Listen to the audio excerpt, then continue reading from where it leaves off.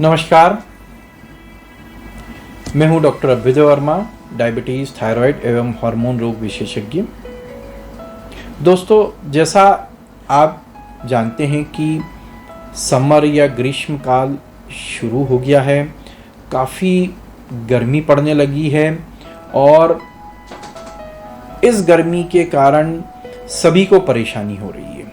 मगर कुछ स्पेशल वर्ग है, जैसे ओल्ड एज है, डायबिटीज़ है, या आज हम स्पेशल जिसके बारे में बात करने वाले हैं, पोस्ट मेनोपॉजल महिलाओं को क्या दिक्कत, क्या परेशानियां हो सकती है इस समर में या इस गर्मी के मौसम में। और स्पेशली वो महिलाएं जिनको या तो हार्मोन फ्लक्चुएशन के कारण मेंसेस अभी पूरी तरीके से रुके नहीं हैं, या जिनके हार्मोन्स फ्लक्चुएट होने के साथ साथ मेंसेस अब बंद भी हो चुके हैं। तो सबसे पहले तो मैं ये कहना चाहूँगा कि ये बहुत ही कॉमन चीज़ है।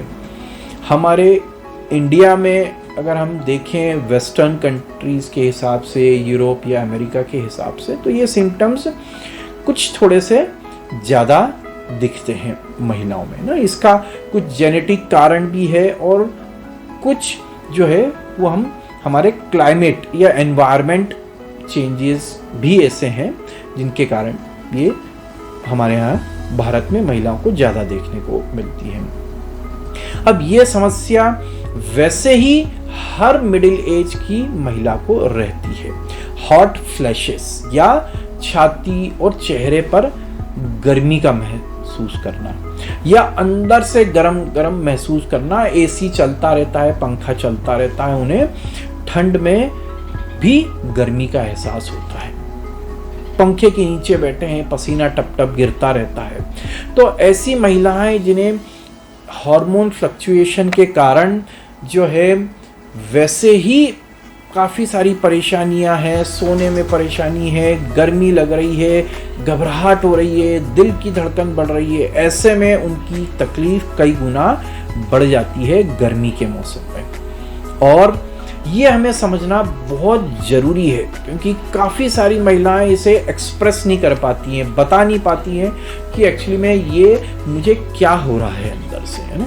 उन्हें लगता है या तो गर्मी के कारण हो रहा है, या कुछ नई बीमारी हो गई है, या मुझे भर्ती होने की ज़रूरत है या नहीं है। काफ़ी सारे ऐसे पेशेंट्स आते हैं हमारे पास, अगेन ये मिडिल एज की महिलाएं, जिन्हें इस प्रकार के सिम्टम होते हैं कि सिर्फ चक्कर आ रहे हैं दिन भर, जिन्हें बिस्तर से उठते नहीं बन रहा है, उन्हें वीकनेस हो रही है, प्यास खूब लग रही है, उन्हें ठंडी जगह अच्छा लग रहा है। काफ़ी सारे पेशेंट्स आते हैं कि हमें आप सलाइन चढ़ा दीजिए तो उससे हमें थोड़ा ठीक लगेगा। तो कई इस प्रकार के वेग या जो बिल्कुल स्पेसिफिक सिम्टम्स नहीं है वो काफ़ी सारे महिलाओं में होते हैं और वो परेशान होती रहती हैं। तो इस प्रकार ये महिलाओं को परेशानी में घबराना नहीं है, और कुछ सिंपल उपाय घर पर ही करें हम। या मैं ये बोलूँ कि अपनी थोड़ी सी लाइफस्टाइल में अगर आप चेंज कर लें तो आपको काफ़ी सारी इन परेशानियों से अदरवाइज ऑल्सो और गर्मी में भी आराम मिल सकता है। तो सबसे पहले तो आप कोशिश करें कि घर से बाहर कम निकलें आप गर्मियों में ना, ताकि गर्मी ही अपने को कम लगे। कूल सराउंडिंग में रहें, ठंडी जगह पर रहें आप ना। कोशिश करें कि घर में भी ऐसी जगह जहाँ पर ठंडा शांत वातावरण रहता है वहाँ पर रहें। पानी खूब पीते रहें आप। इसमें डिहाइड्रेशन तो होता है गर्मी में, मगर साथ ही जब हार्मोनल फ्लक्चुएशन होता है उसके कारण भी जो है हमें प्यास ज़्यादा लगती है। तो इसमें कोशिश करें कि सादा पानी खूब पीते रहें। नारियल पानी ले सकते हैं आप, लेते रहें। लस्सी या छाछ आपको चलती है वो लेते रहें। और कोशिश करें कि कोल्ड ड्रिंक्स या शरबत या जिन पेय में कैफीन होता है, इन चीज़ों को आप अवॉइड करें ना। कई बार हमें लगता है कि हमने कोल्ड ड्रिंक पी लिया तो उससे हमें अच्छा लगने लगेगा, नहीं, वो शायद आपको उस 2 मिनट के लिए अच्छा लगेगा, उसके बाद आपको कैफीन उसमें होने के कारण आपकी परेशानी बढ़ सकती है। तो मैं कहूँगा कि हमारे जो ट्रेडिशनल शीतल पेय हैं, है ना, छाछ, मट्ठा, लस्सी, नींबू पानी, इवन अगर किसी को ब्लड प्रेशर की तकलीफ़ नहीं है तो वो जो है शिकंजी या इस प्रकार की जो नमकीन होती है वो भी आप ले सकते हैं। अब इसके साथ हमें हमारे कपड़ों पे भी विशेष ध्यान रखना है, खासकर नेचुरल फाइबर्स मतलब कॉटन, ये ज़्यादा से ज़्यादा पहने, लाइट कपड़े पहने, ज़्यादा हैवी ना हो और लूज फिटिंग वाले हों, जिसके कारण आपको एक भारीपन का या जकड़न अकड़न का जो है वो महसूस आप ना करें। और साथ ही साथ कोशिश करें अगर जब भी घर से बाहर निकलना हो तो आप छाता लेकर जाएं या फुल स्लीव्स के कपड़े पहने और सनस्क्रीन भी लगा के जाएं। इससे काफ़ी हद तक जो है आप उन यूवी रेज जिसके कारण भी अपने शरीर में टेम्परेचर या हॉट फ्लैशेस बढ़ सकते हैं, उन्हें आप अवॉइड कर सकते हैं। अब साथ में खान पान का भी ध्यान रखें कि कम तेल कम मसाले वाली चीज़ें लें, बहुत लाइट खाना खाएं, पेट भर के ना खाएं। आप शादी ब्याह का मौसम चल रहा है, आप अगर खाने भी जाते हैं, स्पेशली नाइट्स में अगर आप खाने जाते हैं तो खाना बहुत ही हल्का लें। कोशिश करें कि फ्रूट्स या हल्का फुल्का कुछ दाल चावल जैसा लें, जिससे आपको गर्मी का भी एहसास कम हो और साथ में नींद भी आपको अच्छी आए। और ये चीज़ जो है ये देखी गई है खासकर जून जुलाई में सबसे ज़्यादा।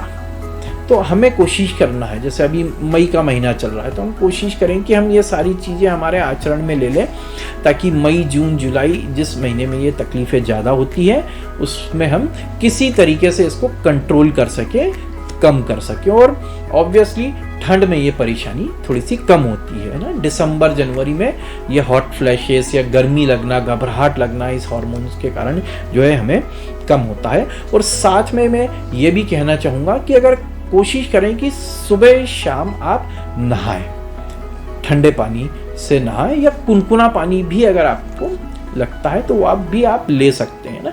नहाने से भी बॉडी टेम्परेचर काफ़ी डाउन हो जाता है और रात में स्पेशली जब आप लेते हैं तो उस समय आपको नींद की परेशानी जो हार्मोन्स के कारण हो रही है वो नहीं होती है। और कोशिश करें कि अगेन है ना, अल्कोहल वैसे कम लेते हैं, फिर भी जो महिलाएं अल्कोहल लेती हैं उन्हें जो है अल्कोहल टोटली अवॉइड करना है।